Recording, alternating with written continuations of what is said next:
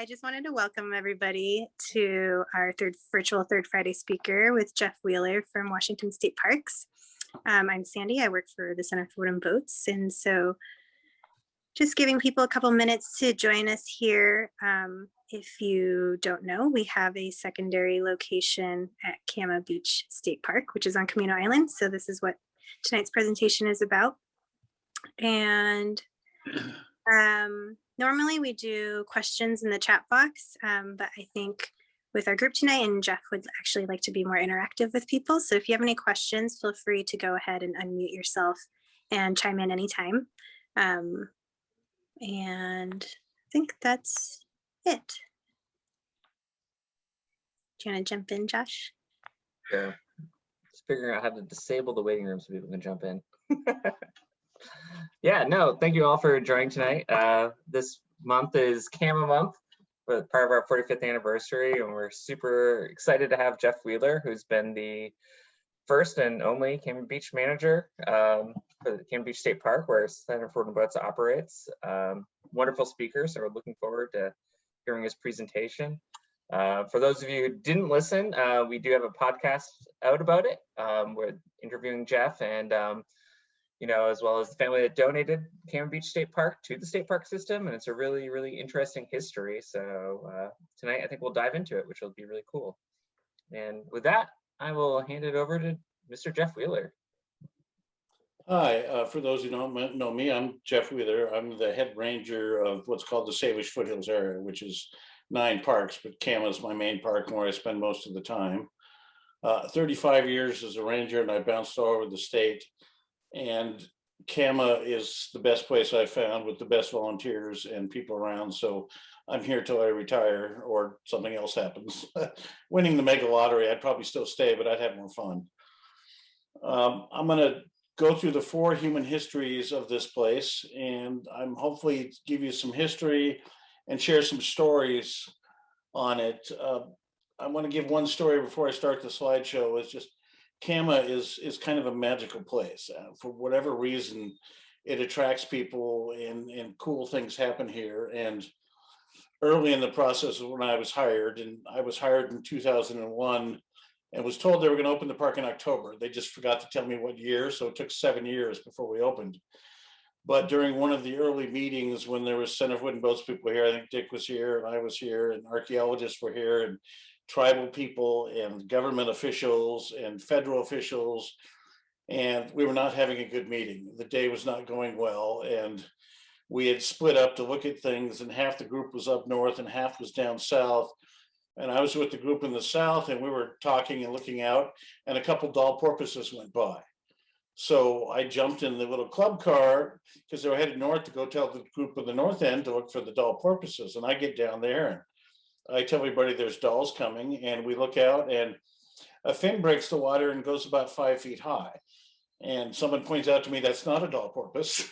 And it turned out there was orcas coming through. And then we saw the dolls come, and dolls and orcas don't always get along. So the dolls made a big berth around the orcas. So the orcas stopped and spy hopped us and hung out for about 20 minutes. And we were watching them, and somebody pointed up, and there was 8 bald eagles circling above us. And the orcas finally left, and so we were getting ready at the end of the meeting, and somebody pointed at it, and there was 3 gray whales out in the middle of the channel heading north. So I was thinking, yeah, this is a really cool spot. And I've seen all those since then, but never on the same day. But it, even when times were hard, it's still a cool place to be here. So hopefully everyone can see this screen. So we call the park Cama Beach. The majority of the Native American tribes that we work with call this Ya El Ked. So the 4 human histories I'll go through, the modern one is State Parks and Center for Wooden Boats as partners operating that. Before that, it was a fishing resort. Before that, it was a logging camp. And before that, it was a Native American encampment spot. And a lot of what I'm going to tell you is based on the archaeology and the history we found. Not everyone agrees to this, but this is what the state and we think we've done. And I don't know if I said it or not yet. I'm not an expert on any one of the histories. I'm an expert on Cama Beach. So I know this place, and I know a lot of what happened here, and that's what I'll try to focus on. And a lot of it is how the water worked in this place. So there's kind of a timeline. Native Americans have been here in a lot of cultures since time immemorial, probably since the last ice ages went through. At one point, the ice here was 5,000 feet thick.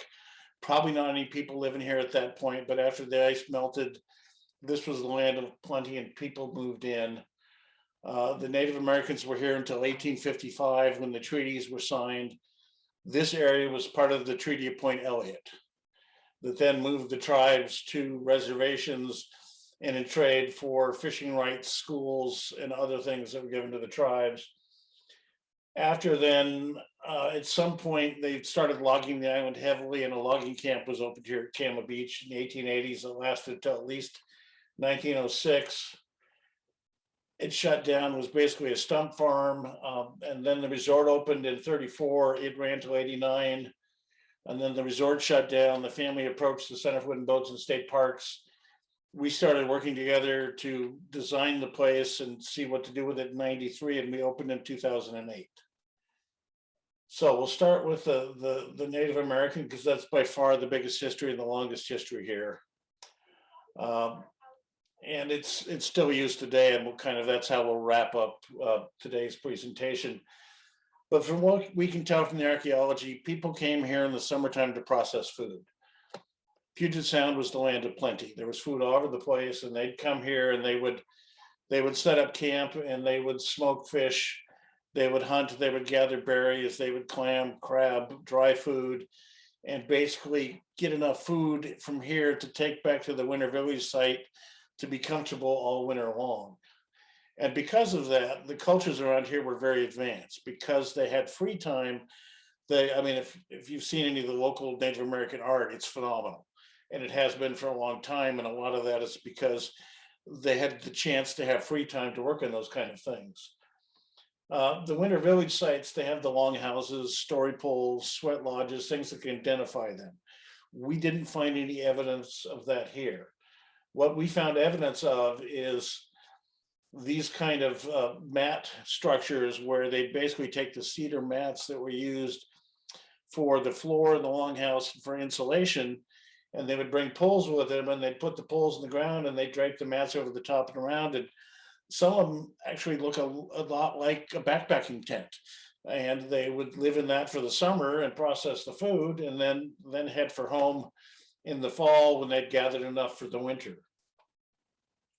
And again, the process went on for thousands of years. You can see all the fish that were there. And one of the biggest things is they traveled by water. And some of the canoes were huge. There are stories of Haida canoes that would have 200 people in them, which that's a big log. But you look how wide this is. This is from one tree, and it's massive. Now make that about 100 feet long, 150 feet long. But here's just another picture of this is a bit more simple of a camp, but again, using the mats and poles to have a nice dry spot because it rains in the summertime around here, and to enjoy the land. If anybody has ever tried to crash through the brush around here, Western Washington, it's not easy. Our undergrowth is thick and heavy. You don't just wander in the forest if there's not a trail. And the Native Americans were very smart people, so the vast majority of travel went by water. So the canoes were used everywhere. So what they do is that when you needed to make a canoe, and this is a really cool story, that they'd find a tree that looks good for a canoe. And if anybody's ever been logging or knows a logger, logging is one of the most dangerous professions on planet Earth. Well, the Native Americans were smart. And one of the things they did when they needed to make a new canoe, they would be thinking ahead and say, okay, we need a new canoe next year. This one's starting to get near the end. And so they'd go along the beach in the fall time and they'd find a tree, a good cedar tree or a tree that looked like it'd be good for building a canoe. And they would go up to the tree and they'd mark the tree as saying, this is my tree. Sorry. and then they would girth the tree or girdle it. And that's where you cut the bark all the way around like this, and that causes the tree to die. Well, if you're a true Nor'wester, you know that if you go outside in a storm, if you see the trees moving back and forth, those trees are fine. But if you see a tree that's not moving, you want to get away from it because the stiff ones are coming down. And so when they girth the tree in November, they'd go home and they'd come back in March and the tree would be laying on the ground. So they could cut down a tree without chopping it down, which is really cool. And it shows a sign of patience. And so there's no danger involved. And they'd mark the tree. So anybody else who saw it, so that's a good canoe tree. And oh, that belongs to so-and-so. So, we'll go find something else. And then they would use that to carve their canoe, which was kind of a neat way to go around. One of the other things they did that was really cool is they could build a house out of a tree without killing a tree, which I've always found fascinating. And again, it's something that those of us of European descent have never figured out how to do. But if you take a cedar tree and you take up to 40% of the bark off of one side, then you can take wedges with a hammer and run ladders up the side and pound wedges in. Cedar will actually split off in flat planks. So you can see these are smaller trees, but if you take a tree that's 12 feet across and you start out and start breaking off 3 or 4 inch thick planks, by the time you get 40% of the way in that tree, you've got a plank that's 10 feet wide and 60 feet long. And so think about that a half a dozen planks, you've got enough planks to build a longhouse for 30 people. And if you left 60% of the tree left, the tree actually will keep growing and come back because cedar has an oil in it that's toxic to bugs. So you can build a house for 30 people without killing a tree, which is really cool. All right, so here's just an example of, this is a plank house. And so this is a house that was built by splitting off cedar planks. And this is a more modern one, so the planks aren't so big, but realize if you're using an old growth tree, you can have a massive tree to work with. You can build a huge house and the tree is still there. And all the bark you've taken off of that 40% to split it is used for mats, for clothing, for so many cool things on there. So, and one other story I want to share about Native Americans before we go to logging is I was walking through the park one day with the tribal chair of the Swinomish tribe. And as a ranger, I know a little everything and a lot of nothing. And so we're walking along and he goes, that's a lot of cool ironwood you have in the park. And I looked at it for a minute and go, I have no idea what you're talking about. And he goes, the ironwood. And he points and I go, oh, you mean the ocean spray? And he goes, is that what you call it? And I go, yeah. And he goes, well, what do you use it for? And I go, well, not much, but a lot of flower arrangements use the flowers as a background flower because it's a pretty tiny little white flower that grows in clumps and it's nice to look at. And he goes, oh. And I said, so what do you use it for? Well, if you've ever been to a Native American barbecue where they're cooking salmon, if you're using alder or cedar or something to hold the salmon up, cedar will burst in, even if it's not in the fire, it will burst into flames when it gets hot enough and it'll drop your food in the fire. Again, Native Americans were very smart people, and that's a really dumb way to cook your food. So with ocean spray or ironwood, they will take the plant, and if you cut the stalk off when it's bigger than an inch thick, cut it off at ground level, you take the bark off and you split it down the middle, the ocean spray will dry so hard that it won't burn unless you actually have it in the flames. So they could put the meat in it, put the meat over the fire, and it would slowly blacken and turn to charcoal, but it would not burst into flames. And you could use it multiple times to cook food with the ocean spray. And I actually, after that, I found a dead ocean spray bush, and so I cut a couple of pieces off, and I made hot dog sticks for my kids and I, and it worked for years. I mean, it was a really cool thing that I didn't have a clue what they had used it for, but it grows all over the place. And so if you're ever out camping and there's some ocean spray around and you can not kill the plant by doing it, it makes a great marshmallow stick. So after the tribes left, Camano Island started in for logging. And one of the things that made this place famous for logging was that it was a lot of tall, straight trees that made excellent masts and spars for ships. And there was a large mill up in Utsalati on the north end of the island here, and ships would come from all over the world to get these logs for their spars and for their masts. And those of you that know the history of sailing cargo ships, you can't sail a cargo ship empty. There's so many masts and sails on it that the ship would just tip over. And so there was nothing to drop off here. So a lot of ships, when they came to specifically to Utsalati, would fill their ballast with rocks. So there's actually a beach on the north end of this island called Rocky Point that has rocks from all over planet Earth. They've even found rocks from Antarctica there. And we have a couple here that I'm not sure where they, one of them looks like it's a fossilized thing from the ocean floor, but it's a really cool beach with all these rocks on it and kind of a neat story. The other cool story with that mill, and I'll deny, Camano Island will stand up against anybody else, but when Paris had the exposition where they unveiled the Eiffel Tower, all the nations of the world were told to bring their own flagpole to Paris to run their country's flag on. Well, if you go to Le Conner, they'll say it was their mill. If you go to Bellingham, it was their mill. If you go to Cedar, it was their mill. But of course, since I live on Camano Island, it was the mill at Utsalati. But when they cut the flagpole, it was 200 feet long. And when they tried to put it on the ship to sail it to Paris, it wouldn't fit. So they had to cut 25 feet off. And so they put a 175-foot post on there. And as they were going around the Cape in a storm, it cracked. So they had to cut another 25 feet off. But when they got to Paris, they planted it in the ground 10 feet. And so here was the American flag at 140 feet, and there was no other flag higher than 50 feet. So it's good to know that we were arrogant a long time ago. But yeah, every other mill I would suppose in the Northwest claims that it was from them, but it was from Utsalati, trust me. So when the loggers were here, and this is an actual picture from Cama Beach, they had skid roads. And you know, a lot of cities you hear about skid roads, and if you don't know about Seattle, there was hills where there was logs sideways in the road, and they would pull the logs down to put them on ships.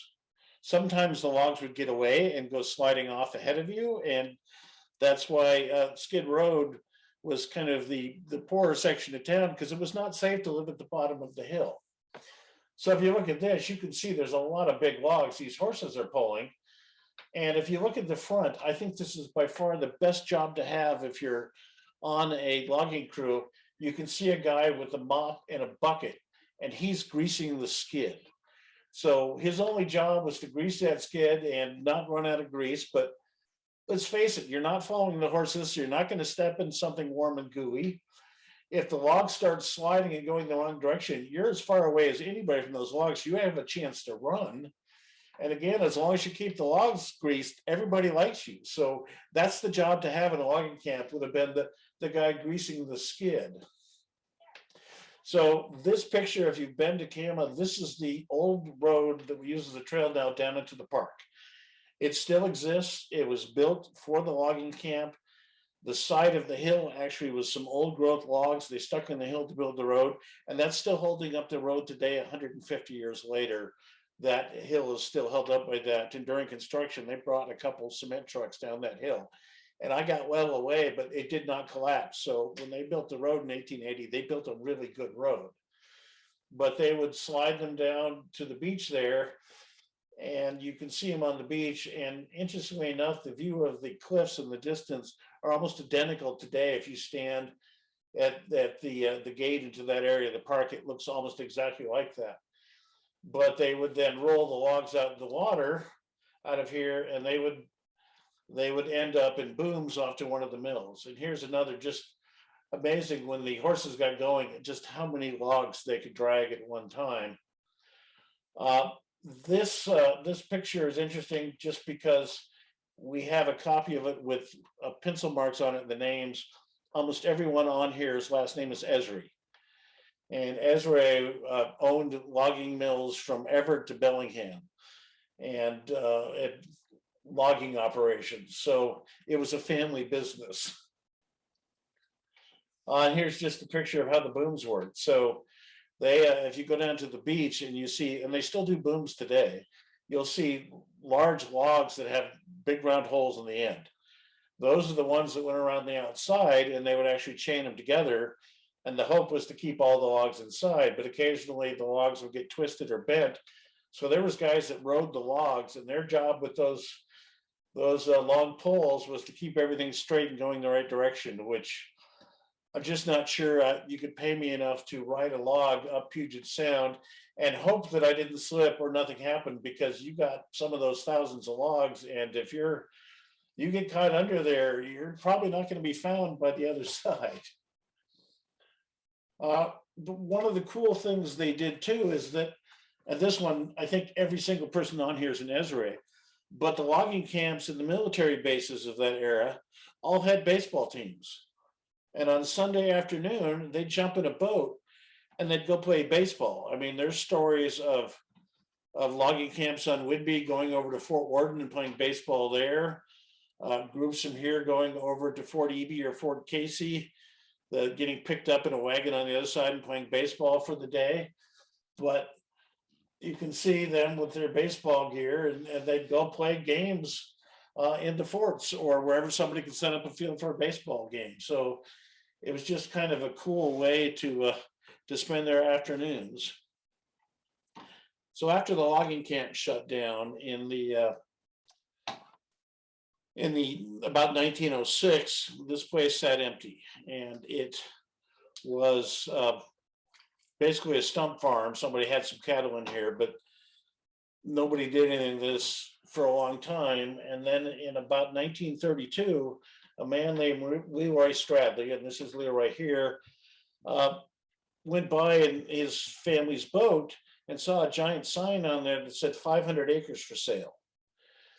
Well, Leroy, his claim to fame was he was a property owner of several blocks in Seattle and Portland, and he ran a couple of shipping newspapers so you could track where ships were all over the world. And as he was going by, his family had gone up to vacation up in the San Juans, and he thought, well, I could put a cabin in here and we could vacation here and I wouldn't have to boat so far. So he bought the property, but Leroy was also a developer, and the idea of development kicked in, and so he started this resort. At the time, they were called auto court resorts. There was 22 on Camano Island by the 1940s. There was over 50 on Whidbey Island. There was a couple hundred in Puget Sound, of which, if you go out to Point Defiance, the boathouse there is still working. There was over 10,000 of these nationwide of the auto court resorts. This is the last one left intact that they know of in the entire country. We're the only one on the National Register for the collection of buildings. So this has become a very unique spot. But so Leroy started building, and this building, the rec hall, actually burned down. So this building no longer exists. But then they started building all the cabins. And initially there was no seawall, no break, just rows and rows of cabins. And when he opened in 1934, this place was state of the art. He even, because it was an auto court resort, people wanted a place to drive their cars to. And part of that was in the late 20s and early 30s, even with the Depression, again, this place was the land of plenty. So if you came up here and stayed for a week, you could process so much food between the berries, the fish, the clams, the crabs, that you took home so much food that it was cheaper than staying in Seattle and going to the grocery store. But Leroy's problem as he was building a resort is the road stopped at Camano City, which is about 2 miles north of here. So he actually hired a road grader and bulldozed a road from Camano City to Cama and maintained it for about 4 years. Well, the county had been doing the other roads, and this picture is the county's road grader. Well, the county updated in about 37 to their actual mechanical road grader. And so since Leroy had been renting one, they gave him this. And this exact road grader is actually sitting out in front of my office. We've restored it, cleaned it up. The wheels are gone. Well, the spokes are still there, but they're a little bit warped now. But otherwise, all the parts still work, and they could raise and lower and turn the blades. They could do more with this while being pulled by horses than I can do on the park tractor. I mean, it was a really cool setup, and it's really cool that this survived and we still have it. But the county was grateful for him for making a couple more miles of road, so they gave him their grader. The park was fairly extensive. There's stories of the cedar was shipped down the Stimmagwamish River on a barge. I got to talk to a gentleman named Ole Eide when he was in his 90s, and this was in the early aughts. And he had been a young boy when this happened, and his uncle worked on the crew, and so he got to ride the barge with his uncle. But some of these cabins, and most of the cabins are still the original cabins and original wood. If you look up in the ceiling, some of the boards that run the entire length of the ceiling are perfectly clear cedar that came down in that barge that we're still using. So it was amazing how well built this place was. And then they opened the resort for fishing. Leroy, 3 years after they opened, developed appendicitis. And before they could get him to the hospital, his appendicitis burst and he died. So his daughter and son-in-law, Lee and Muriel Risk, took over, and Muriel ran the resort from 1937 until 1989, when her daughters got to shut it down. But here's a picture of Muriel and Lee, and there's kind of a cute story with the dog. The dog was owned by a friend of Lee's, who the kids loved the dog, and he'd bring the dog every time he came. Well, he was offered a job in Alaska and asked Lee if they'd take the dog. And Lee said, sure, we all love the dog. So they took the dog, and 2 years later, his friend came back from Alaska and said, yeah, I want my dog back. He didn't get the dog back. So fishing was king here. People went out fishing a lot. And if you still look on a lot of the cabins, if it still has the original post out front, you'll see remnants of wires, because all the cabins had wires tied on front to hang your fish on. But it's just, I mean, and look at the size of some of those fish. That's the ones on the left are huge. So, and one of the cool things Leroy did to get business is he ran a fishing derby the first 3 or 4 years, and you had to turn your fish in, and your fish was taken to Seattle, and it was displayed on in an ice case in the front of a accounting firm down in Seattle as part of an advertisement to come here. The first prize for the fishing derby in the summer was a $500 waterfront lot. And when Leroy bought the place, he bought 500 acres. We got the place at 430 acres. So there is a section just to the south of us, it's called Breezy Point, with a lot of really nice big houses on it. I think those lots were the ones he gave away in the fishing derby. So I don't know, how long would you fish in a fishing derby if you could win a 5 acre lot on the beach? I don't think those will ever come back, but how cool would that have been? And I bet he got a lot of business out of it, because even back then, 5 acres on the beach was not a bad deal for a fish. This is just one of my all-time favorite photos. This was in 1943. And I just picture these women who's thinking, yeah, the men have gone off to war and we're going to fix the world now. And I'm hoping they succeeded somewhat, but I don't know what they were really here for, but I just find it to be a very cool photo, and they all look happy, and I'm hoping whatever they were here for went well for them. But being a bit of a feminist at heart, I just think they were plotting something, which was very cool. So how the process worked here, they had lots of boats, and initially what's now the bathhouse was part of a twin set of buildings where they stored boats inside or outside, and they had a marine rail system. So the boats were on skids. They had 12 by 12 beams with a 1 by 2 on top that they greased, and they'd slide the boats to the edge, and they had 6 different kinds of boats. So you see a number of rows there. And when you wanted a boat, they'd bring the railroad cart to there. They'd slide your boat onto the cart. They'd take you down to the edge of the water. You'd get in, and then they'd lower you down in the water, and your boat would float off. And when you were done, then they'd lower the cart down, and they'd put 2 poles on the the cart, whichever was down current. And so you'd pull the boat up over the cart, grab onto the poles, and as they pulled you up, the boat would then settle down to the cart, and you get off up on the beach or up by on the land here, and you got in and out of your boat with all your fish, and your feet never got wet, which is not a bad way to go fishing. And you can see here is a family, you know, being lowered down and dropped off into the water, but you know, they look like they're in nice clean clothes, and they didn't have to stand in the cold water to get up into the boat.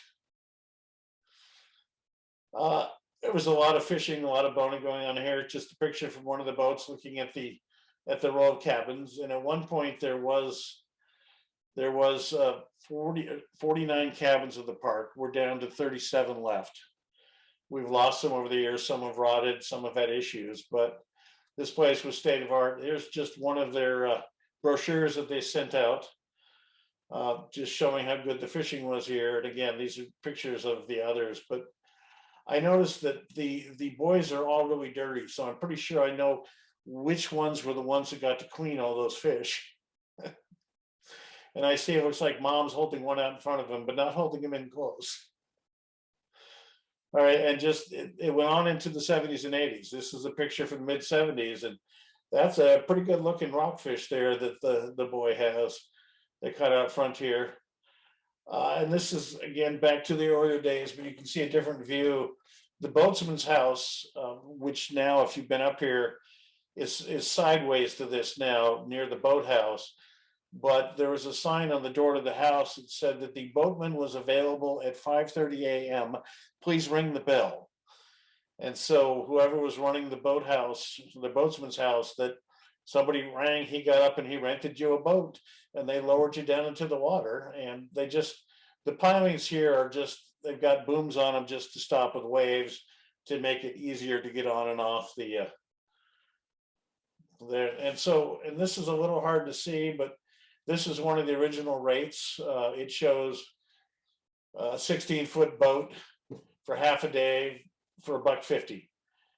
And if you wanted to stay a whole day, it was a whole extra $1. So if you hadn't finished if you hadn't filled the boat up with fish, then you kicked out the extra $1 to finish filling it up. I suggested to Dick Wagner once that the Centerfoot Boats charges for a boat. And then he pointed out to me that back in those days, you could rent the cabin for a week for $12.50. So he said, if I went back to $12.50 cabins, he'd go to a $1.50 boat. And we decided it was a nice poster, but we wouldn't do that. So here's what it looked like when the center of the park first showed up. The marine rail, these remnants are still there. The boathouse, a lot of the front was gone. It was kind of a mess inside. And in fact, my first day in the park was about 3 weeks after the Nisqually earthquake. And there was large cracks in the cinder block walls that hold this place up. And I'm talking to a couple engineers, and they're telling me that there was no reinforcement done in the cinder blocks, no extra concrete, no rebar. They were just cinder blocks. And that's what was holding the roof up. And they were both amazed that the roof hadn't collapsed. And I started suggesting that maybe we talked about this outside the boathouse. And they both thought, yeah, that's probably a good idea. So I was like leaving the door quickly. The boathouse was filled with a lot of old boats. There was 44 of the original boats still in the boathouse, and just kind of piled over the top of each other, and lots of other odds and ends. As the resort dwindled in usage in the 80s, Muriel was creative on how she stored and kept things, and so they still had boats up until the end, but a lot of them were just piled up in here. But as we started getting back into it, you can see more beams in there. We actually fixed the roof. And then there was a boat builder named Rich Coleman, who was a Center for Wooden Boats person. And Rich came up, and for 7 years, between workshops and himself, built a whole bunch of boats that we then had for a fleet when we opened. And all the boats painted white here were built in workshops. So it was kind of cool that we had at least something going on. A lot of it was in Rich's garage down on the Twilight Reservation, because we couldn't do a lot of work in here beforehand. And it's hard to see, but if you look down here, if you can see my cursor, that plate in the ground was actually one of the pulleys for the cable for the for moving the boats up and down from the beach. They actually had a Chevy engine in the boathouse with a cable on it and a winch, and they'd crank up the Chevy and put her into gear to raise you up and down from the water. And most of that is still sitting in the mechanical room out in front of the boathouse. We started fixing the boats up. Here's some of the ones that were fixed up. Several of them are on display now, at least for a while. One of the old boats was actually put into operation. And one of the cool things that the Center for Wooden Boats and Parks did is we hooked up with the National Park Service. And the National Park Service came in and they set up a laser system where they put pins every 4 inches on all 6 types of boats and took laser readings of these and actually recreated the plans and the exact specs of each of the 6 different kinds of boats we had. And those are now in the Smithsonian. Because I think part of it was Dick talking to people was that a lot of historic ships were being saved, being recorded, but the small fishing fleets and runabout boats of the 20s and 30s and the early 1900s were ignored. And here was a way to save boats that have been very popular. And when they got it done, it took it to the Smithsonian. I honestly fought very hard that they should take at least one of the boats back there to be on display, and there should be some kind of ceremony, and that, I don't know, the executive director of the Center for Wooden Boats and perhaps the park manager should be flown back to Washington, D.C. and be part of the ceremony. And yeah, National Park said no. But it was a cool thought, and it's cool that our boats are actually in the Smithsonian. So technically, if you ever wanted to build one of these, you could contact the Smithsonian Archives and get a copy of each of the boats, the 6 boats at Cama. And there was 2 rowing boats, 2 outboard models, and 2 inboard models. And the big inboard models were called the Cama Queens.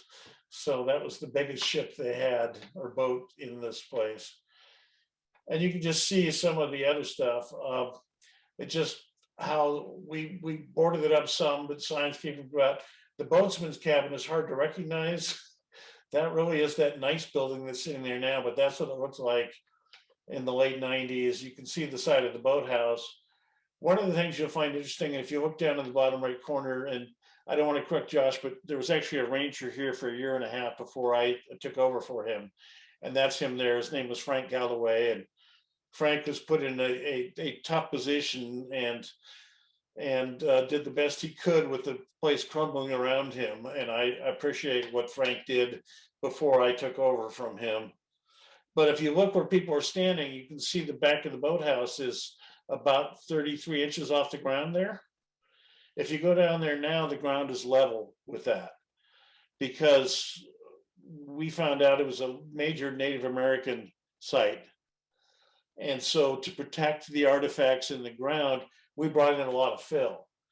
So the picture in the bottom left there of the boathouse, where you kind of see the white line, the dirt is up to that line now. That is all buried, so we could lay the utilities on what was the ground and do as little disturbance as possible in the midden. So here's a more modern picture of it. This, I think, was actually opening day, but you can see that same lip back there. It's a different ranger in the doorway, but the same lip there, how much higher the ground is.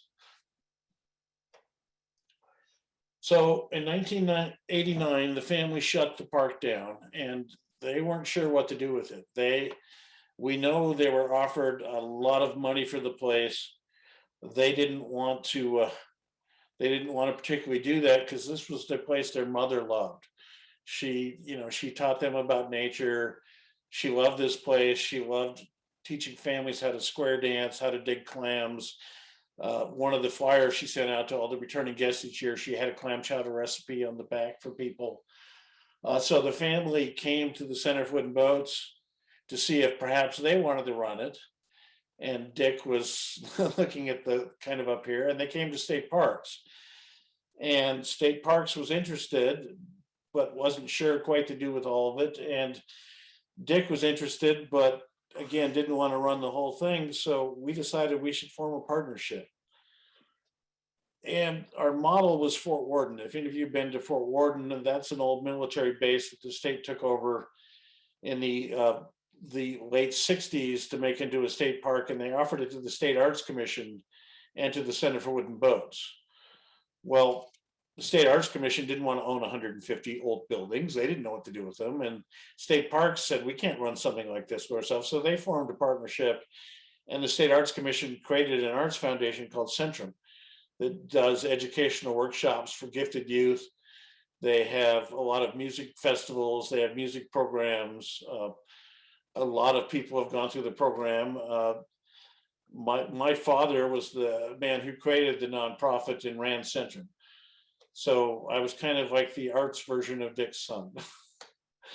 And so one of the reasons I got here was because I had worked with the nonprofit, having grown up in one, but I was a state park ranger and knew the state side. So there was some thought that I would be a good partner with the center, but would make sure that the state side of it ran properly. So we started looking into it.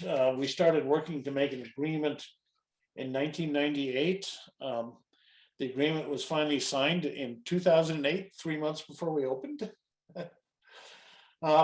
But the family went and they sold the park to us for less than half of what they were offered, and about 60% of what the state face value was. And then of what they got out of us, they gave a big chunk of that. They paid for the dining hall. The Canvas Center we have up here was paid for by the family's donation. They helped with the planning. They helped with the master plan. They helped make sure we had an interpreter and educator here. And they helped make sure the Center for Wooden Boats was a part of it. And they helped the Center for Wooden Boats with donations through the process. So the family did a really cool thing, the two daughters and their husbands. And if you're not an old timer, you may not recognize, but that's Governor Mike Lowry at the time, that they actually dragged the governor up here to make sure the state would open the park. And while we were having difficulties getting everything and everybody agreeing on everything, the person on the left here, Gary, his occupation in the real world before his life became Cama, he was a lawyer for the legislature. And several times when we were having trouble with the legislature, Gary stepped up with all of his contacts and really did an amazing job of helping to make sure that this park happened. And our local senator, Mary Margaret Haugen, made sure that this park happened. So we took a long time from when we agreed to the place to when we opened, but we did it correctly and we had some good support. So when we took over, a lot of the place was falling apart. One of the reasons we don't have all the buildings, this was the inside of one of the bungalows, and there was honestly nothing left to save here. The junipers and plants, and some of them grown so high that there were some stories from guests in the 1980s that they didn't wake up till noon because the junipers were so high in the front they couldn't get sunlight into the cabin. And there's just a picture of some of the equipment. We still have the rims of the truck. And then you can see the shop in the back that the center uses now back there. We've restored the old gas pumps because it was an auto cart resort. So all these places had pumps, and it was also a way to get your gas for taking your boat out. Down at the boathouse, they didn't have outboards for you to use. They had the boats, but you could bring your own outboard, and they had lockers that you could rent to put your gear in and your thing in. Well, the Center for Wooden Boats crew rebuilt all the lockers. So they're used for other things now, but it looks a lot like it did during the heyday because there's racks of lockers out front. It's just, they're full of life jackets and paddles instead of people renting them for their outboard. We had a master plan. Some of this stuff exists. Where you see it says retreat lodge. I'm hoping someday that will happen, but probably not in my lifetime. Where you see it says ranger station, yeah, that's never going to happen. I'm the only park in the state without a shop. But we prepared for that because I'm a firm believer in Mr. Murphy's Law, and we doubled the shop over at Canoe. So I have a good working shop a mile and a half away, but Cama does not have. The only shop here is the centers, not Cama's. And some of my crew weren't happy with that, but Dick had already made the deal, so the center got to keep the shop at Cama. So as we were getting nearing open, there's some cool days at Cama where you just sit and watch the world go by. And when the Lady Washington sailed through. It was pretty cool. So here's just some of the plans. We were going to build the dining hall down on the beach with a new bathhouse. It didn't happen. Here's the 15-room retreat lodge that is fully designed and ready to go, and will probably never ever be built because of Mr. Murphy and his law. But it's a cool design, and if anybody ever visits, I'm happy to show you the plans. And if you want to call Olympia, just don't use my name. So we started construction. We had to clear trees out for the parking lot. There was protesters, and in fact, one of the sisters came to protest. But one of the cool things was I worked with the agency and the loggers, and we were able to keep all of the cedar, all of the maple, and a good share of the really nice Doug fir. And I had 30,000 board feet milled up, and we've used that to make furniture in the park. It's been used to restore some of the cabins, some of the planks in the boathouse. We've used it for projects in the center buildings. A couple of the walkways that we built for the fire truck hall were furniture we milled up in this project. So it was kind of fun to build furniture for the park with volunteers out of wood that we milled in the park. The parking lots went in, and the guy who put the rocks in was an artist. This guy had a big claw track hoe, and he'd reach down, pick up a rock, he'd hold it up with the claw, he'd turn it around a few times, and then he'd fit it perfectly in the wall. And the wall has been solid now for 15 years. I found a couple afternoons I just sat in awe and watched him, because just getting it 4 high I would have fallen over 10 times if I had done it. But this guy was an artist. We put in drain fields, but we went back in the days we put them in. The pressurized hose systems were still fairly new, and in fact, in Washington, the only big one was down at Ocean City. So we went down there, but we put them in at Cama. So our drain fields are about 1/3 the size they would have been for a standard drain field. So we were able to save a lot of forest and still be able to handle all the sewage that we generated in the park. We put in at that time the biggest water tank on the island. And the cool part is I have a deal with the local fire department that we are the only state park in Washington that is not charged for fire service because we don't pay taxes. All of our other parks have deals, but the fire department works with us, and they know they can get as much water as they need from us whenever they want. And so we've got a good agreement, and we save money, taxpayer monies, to use for other things. And the tank was built in 2002. We didn't open until 2008. So for 6 years, I had 88,000 gallons of water. I didn't want to go stagnant. So about 4 times a year, the fire department would come in and hook up to a couple of our hydrants, and they'd blow out all the water and have a great time doing it, because they got to shoot off 88,000 gallons of water. And one year they did it at the end of July during a drought summer. And there was one patch of forest that was really green in August where everything else looked bad. We added new buildings. This is the Welcome Center where you come in. We restored the old buildings. And then one of the cool parts is the Center for Food and Boats stepped up, and they helped repair 5 of the buildings. And we figured out what it would cost us to have contractors to do that. And the center could do it, of course, with volunteer labor and donated gifts and other things. And so the center got credit for what would have been the state's price for this. And so we worked it out.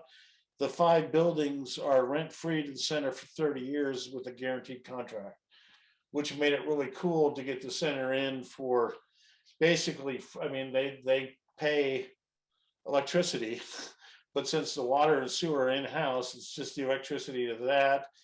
And the garbage, as long as it's de minimis, which means that they can't overflow my dumpster before garbage day. And that only happened once. And I talked to this was about 10 years ago, we talked to him about the center paying for a garbage run, and he took a bunch of the big stuff out and we were fine. But the guy in the front here is named Tom Eisenberg.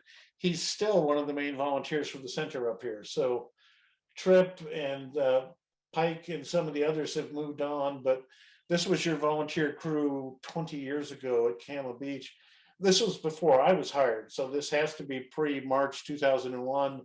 they're up there re-shingling the roof of the boathouse because it was leaking. So one of the cool things we did before the park opened was the Center for Wooden Boats started the Mother's Day sale, and we did it out of Canoe Island at the building there until Cama opened.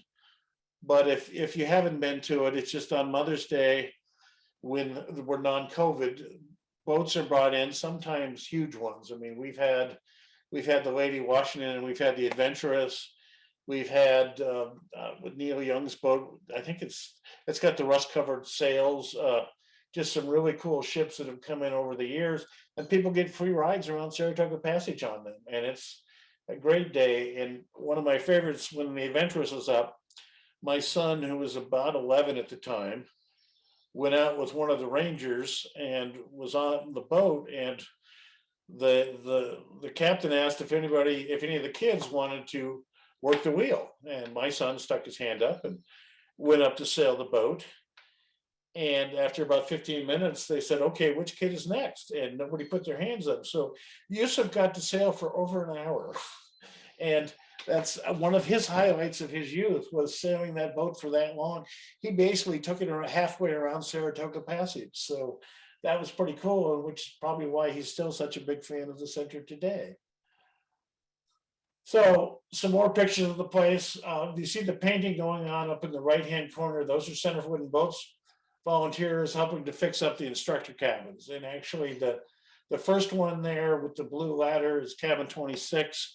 That is the Center for Wooden Boats cabin. It's used for instructors, for staff, for volunteers. It's whatever the center wants to use it for, but it was designed so if somebody's coming up to teach a class or help with the program, they got a free cabin to stay in, making it much nicer.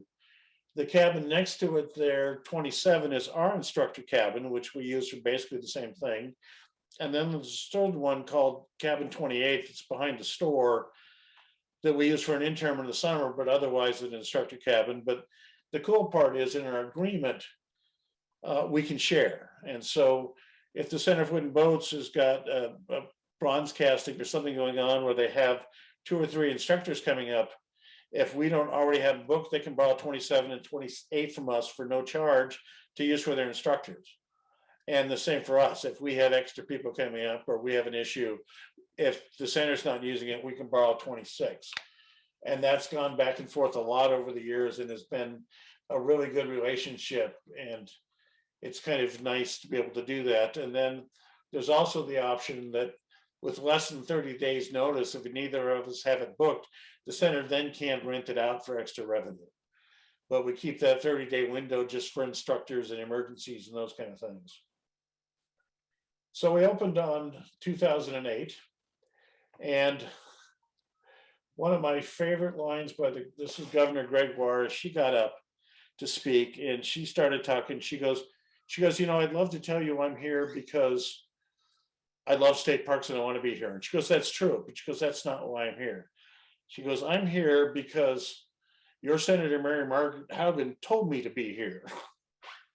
She goes, when she first became governor, she had married Mary Margaret, and Mary Margaret was a retired hairdresser whose first husband had been a state trooper. So Mary Margaret was, I say this politely, a tough old bird, but she was a very strong-willed, really cool person. Well, she still is. She's retired now. In fact, one of my favorite people on this island is Mary Margaret, but Gregoire did something in her first couple of months that Mary Margaret disagreed with.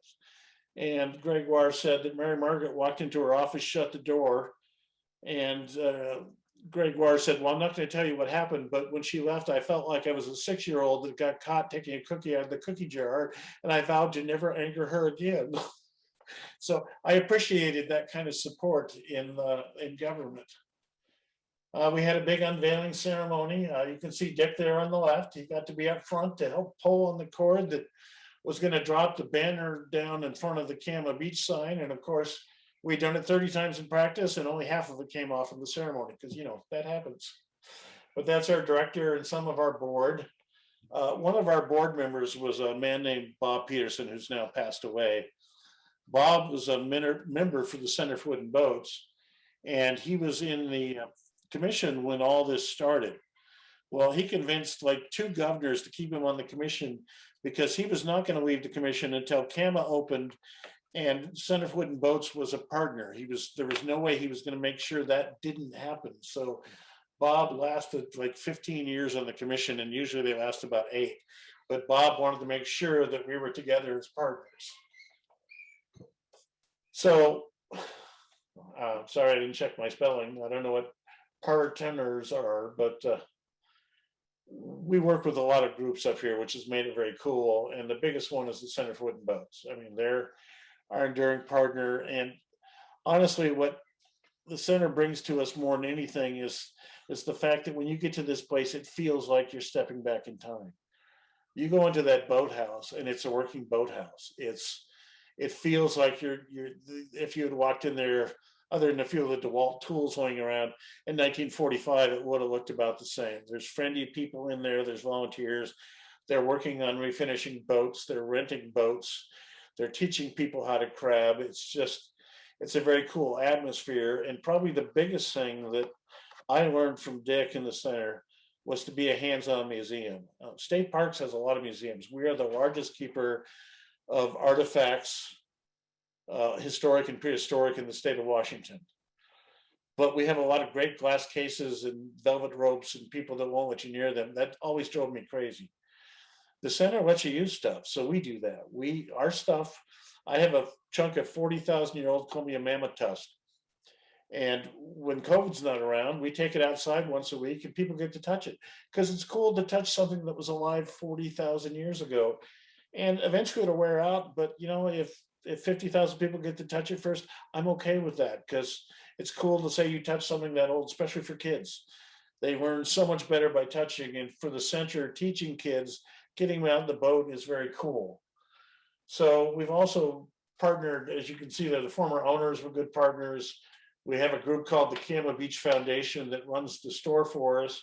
And all the money they make out of there goes for science and programs here, and both state parks and the Center for Wooden Boats and the local school district and others can apply to them for grants to do things with their money. And it's really, as long as it's educational taking place at either Cam or Camino, they'll do their best to help fund you for that. We have a group called FOSIP that built every trail in this park and does wonderful work for us. The WS Beach Watchers are now Soundwater stewards, but they've done a lot of projects over the years, helped with classrooms and trainings. We have WasteWise that has taught us to recycle and compost. And in fact, Lens Enterprises does the composting for this whole area now in northern Snohomish County. They're doing it because of WasteWise and forced them to set up a program because we wanted to compost here. So that was really cool to have WSU backing us to get a program going. With COVID, we've shut it down, but we'll bring back composting as soon as COVID's gone. The quilters are amazing. There's a quilt in every bed in this park when there's not COVID, handmade by quilters. You've seen some of the furniture they built. We have a gardening group. We have people that drive the shuttle up and down the hill. We have hosts. A lot of the local service organizations have helped us, and a lot of individuals that just come down that hill and think the place is cool, and so they either offer to volunteer for us or for the center. I know a couple of the current center volunteers are just people that walked in the boathouse and started chatting with people and said, "Can I help?" And I don't know a manager here who did say yes.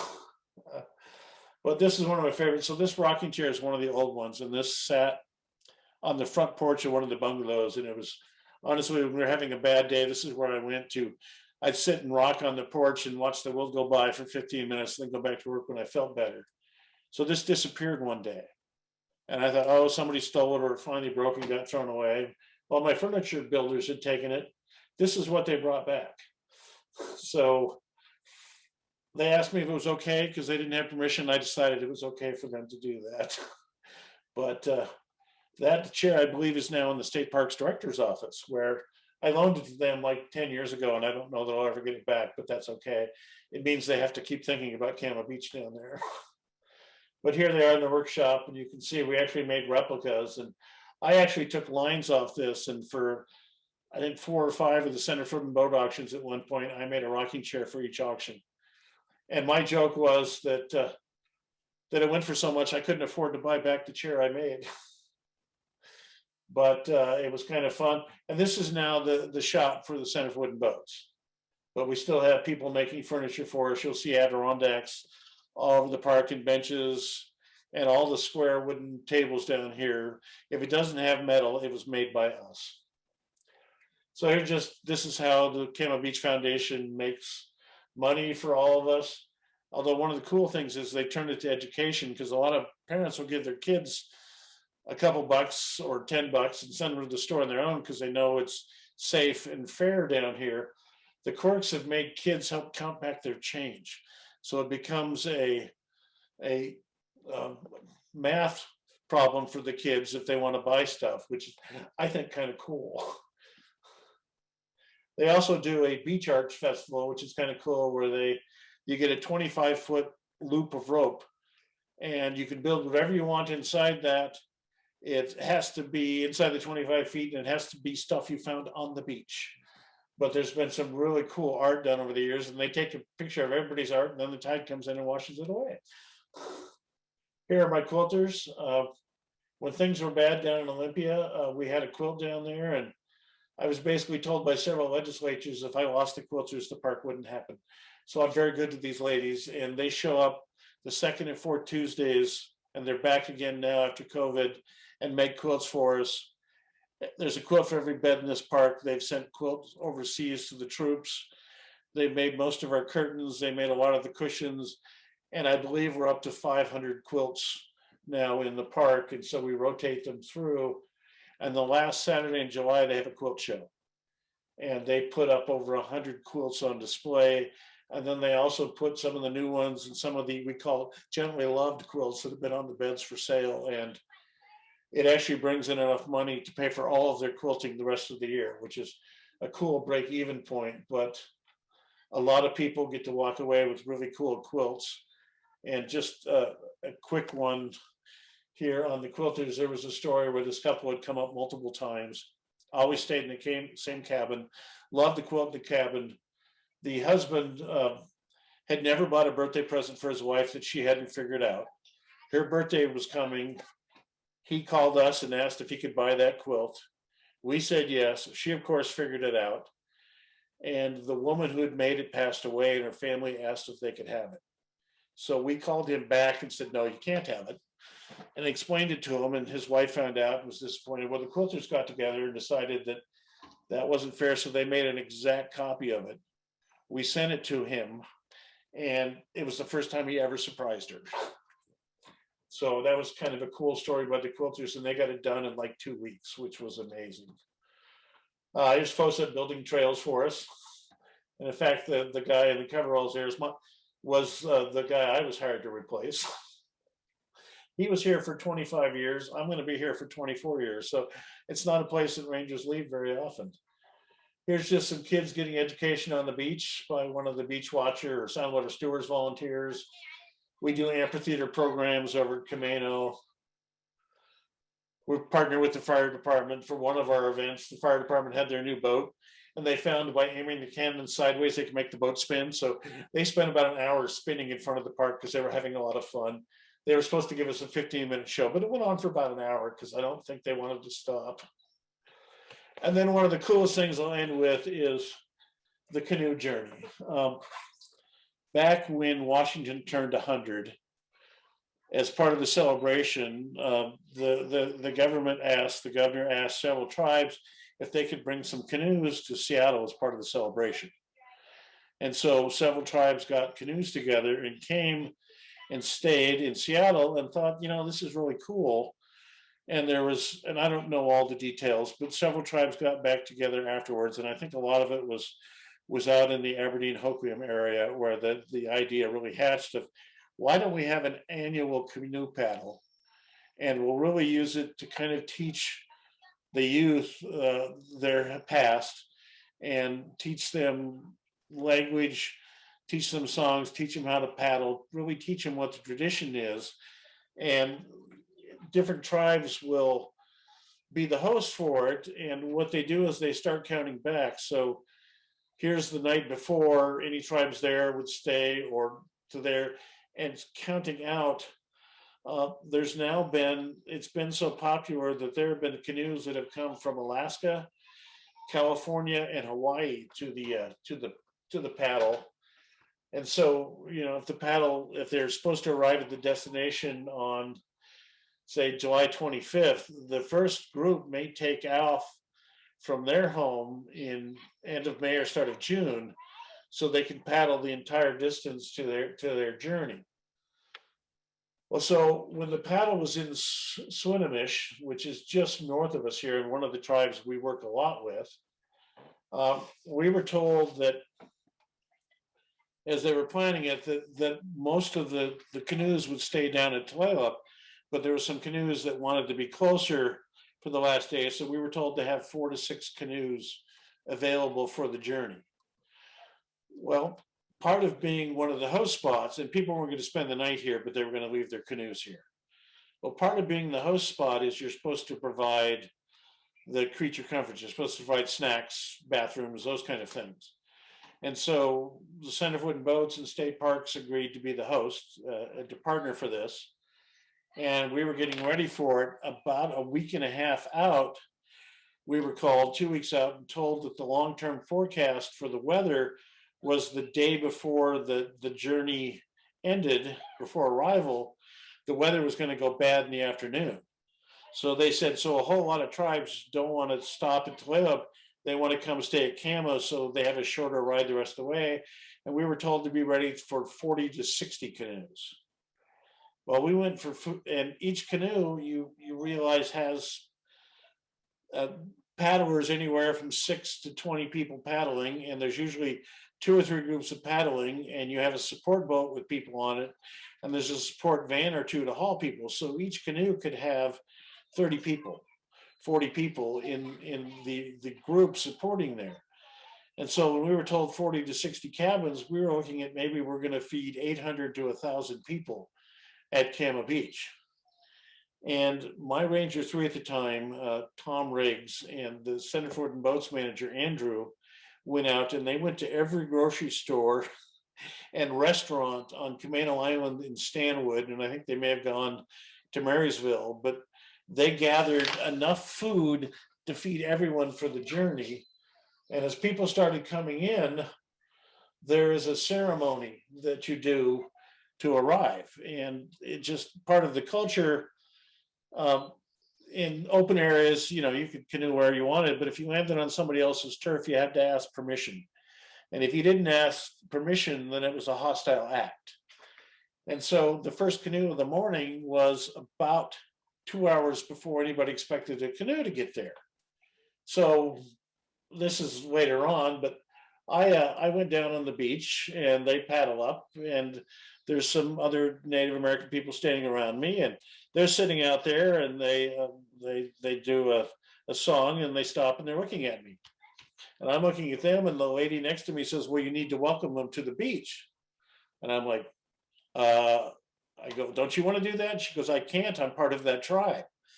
And I said, okay. So I welcome them, and I made stuff up and said, come to the beach. We have food, we have restrooms. And they come in and they get out, and she looks at me and she goes, you only got about a quarter of the ceremony right. And I looked at her and I go, so I made it up. And she goes, oh. So she spent the next hour teaching me how to do it. And about half hour after that, I see a canoe coming, and I'm excited because I'm going to do the ceremony, and that's going to be really cool. And about that point, one of the spiritual leaders from the Swinomish shows up and puts his hand on my shoulders and says, yeah, Jeff, get out of the way. So he welcomed them in, and he did a much better job than I would have. I was just a little disappointed I didn't get to do it.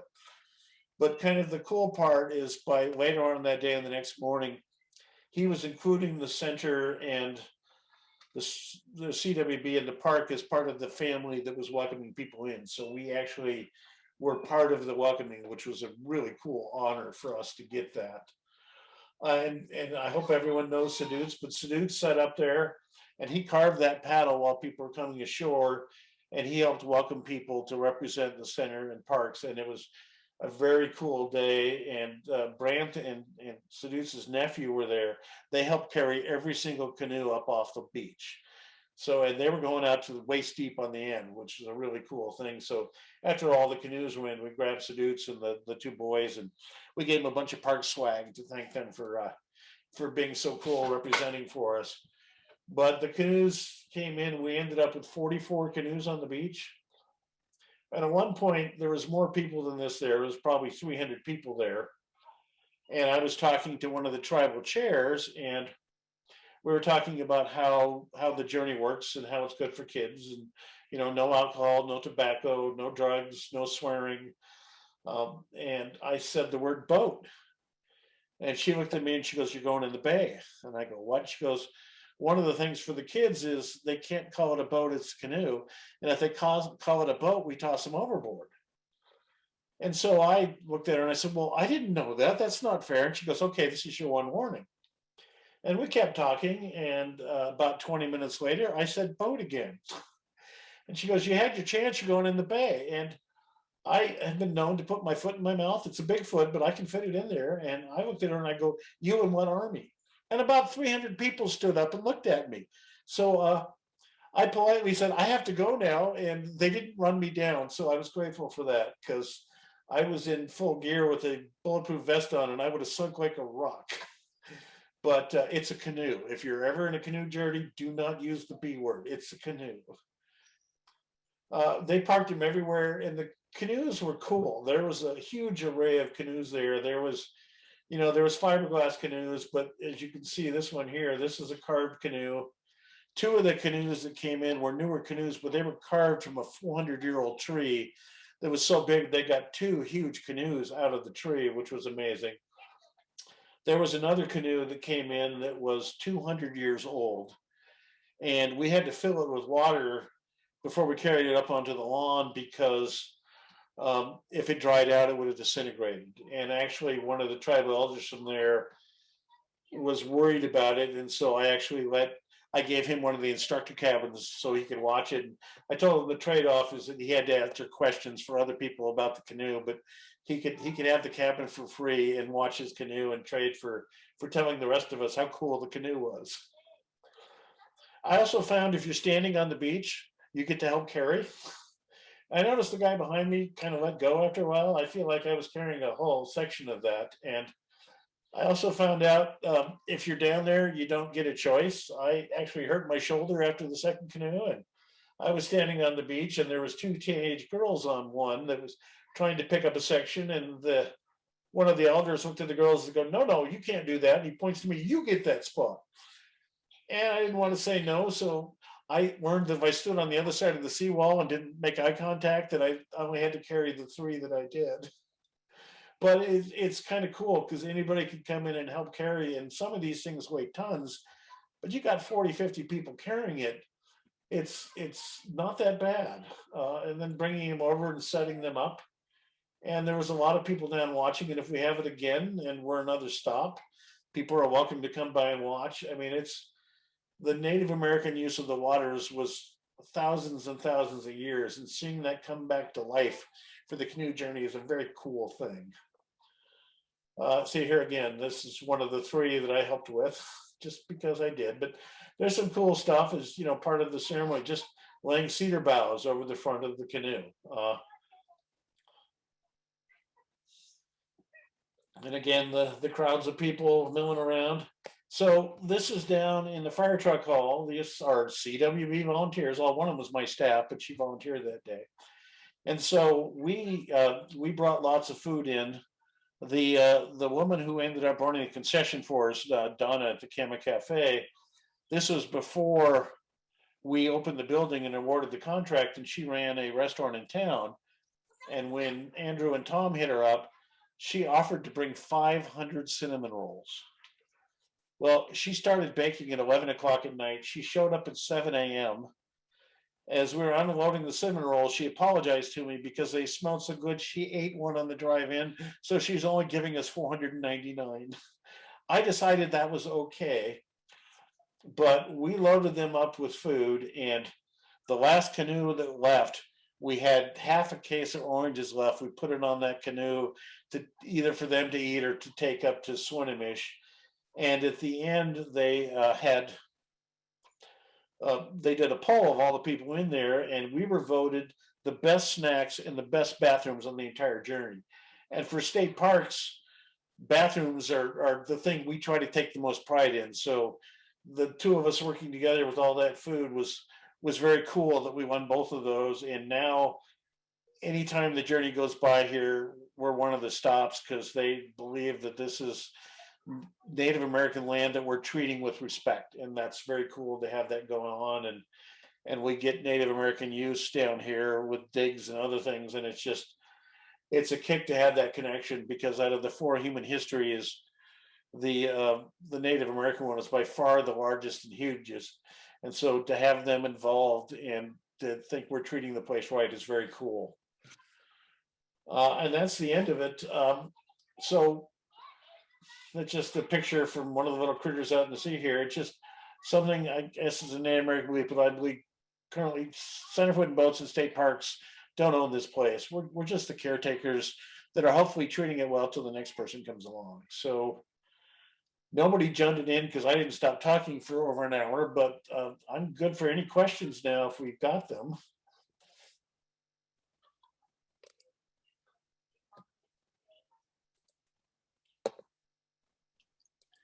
Jeff, this is Walt. This is not a question, but I just, that was wonderful. You know, I've been up and down and in and out for years, and I was just so satisfying to get the chain, the continuity through the years, and see how the park came to life and came to be, and then how well it's, you know, what the level of stewardship is at the present time. And it was just wonderful. I'm so glad that you did that and that I got to see it. Well, and I'd like to apologize because you're one of the reasons this place happened too. You, as things ebbed and flowed, you've always been our biggest supporter out of Seattle. So I deeply appreciate what you've done over the years to help get this place up and running and to keep it going. So Walt should have been in there somewhere, but I'll take him now. Well, I mean, thank you, but you were the wheel horse. You and Dick and I have to say Gary and Sandra were the ones that were the real power behind the effort and the transformation and getting it to where it is. I mean, it was a privilege to be hanging on to your coattails for that time. So thanks a lot, Jim. Dick had a great vision, and I'm glad hopefully we got close to it, but yeah, it was fun in the early days just listening to him talk about what could be. Well, you know, when Dick and I would drive up for those meetings, he was, you know, when we'd talk about Cama and what was going on in the world, but he was always so pleased and so mellow during those trips, because obviously he was very happy with the way things were going. Yeah, I'm glad that was the case, because I wouldn't have enjoyed those trips if he hadn't been happy. Question. This is Doug Meacham. I'm one of the instructors at CWB. Stayed up there a couple of times, and thank you very much for a wonderful presentation. Do you still launch boats via the tracks? We had plans for rebuilding it, and honestly, in the agreement with the Center for Wooden Boats, we promised 3 years after we opened that we'd have mooring buoys and the marine rail done. It's been 13, and we haven't started yet, but it's at about the time the lodge gets built, I'm sure. And I'm not supposed to use the D word, but we will have docks. We're in the plans too. There's supposed to be 7 20 by 40 foot floats, 3 of which would be the centers, 4 would be for the public. It's still in the plans somewhere, but this project took so long that eventually stuff started dropping off, just through no one's fault other than working with 4 different tribes, the Army Corps of Engineers, the state of Washington, Island County. It got muddled. Well, that's for sure. But yeah, we're hoping to have the marine rail again someday. Although Chuck didn't help, because one of the managers here told the state that he didn't want the rail because it just got in the way because he loved to hand launch every single boat. Yeah. Yeah, nobody else is built like Chuck. Yeah. Hey, Mike Thompson, how do you feel about that?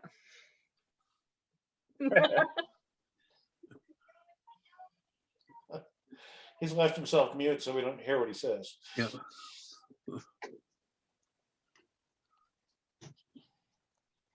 Do I want to hand launch all the boats? Absolutely not.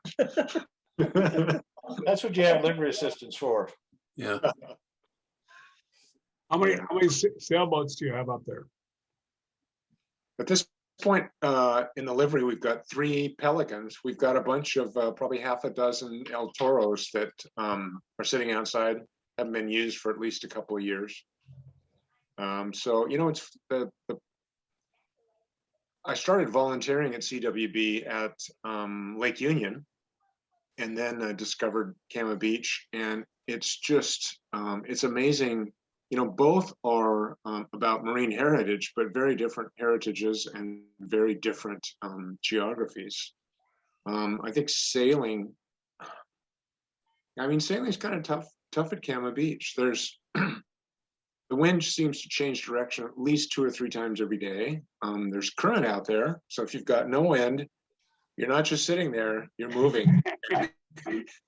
There's not much you can do about where you're going. So I think it's a more challenging sailing environment, and sort of the tradition there, at least, you know, post Native American tradition, has been a lot about rowing, motorboats. And so that's what our fleet looks like. You know, the fleet profile at Cama is completely different than the one at Lake Union, Sure. if you've never been there.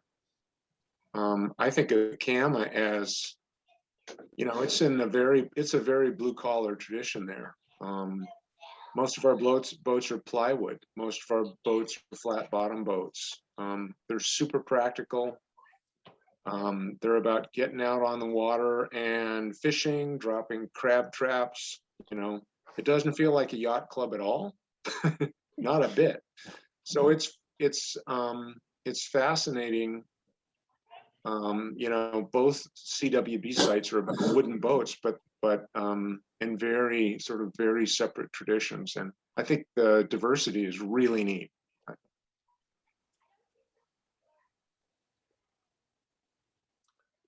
Well, if anyone hasn't been up here, the month of July, the front of this park is some of the best crabbing in Puget Sound.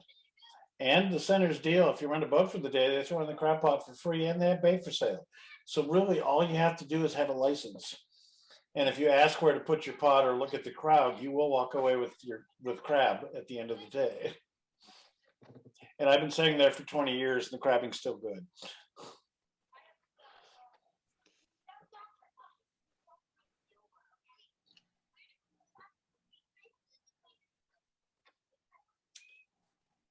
Well, Jeff, I just have to say thank you. I've heard some of those stories a couple times. It was really nice seeing some pictures with some of it, actually.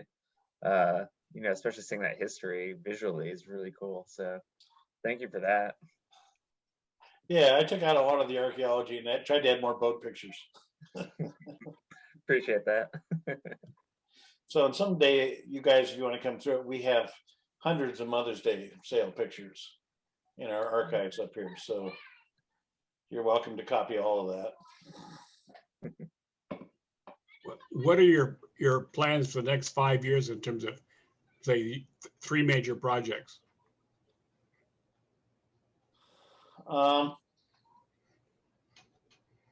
If I could get the marine rail and the buoys going again, that'd be up there. I'm not sure that's going to happen, but I'll make an effort again this fall to push that because I don't have anything on the capital project list. And I'll see what we get going again. We have a new director and he didn't live through all of the struggles we had to get this place open. So he won't have anything against us. I go down to ask for stuff again.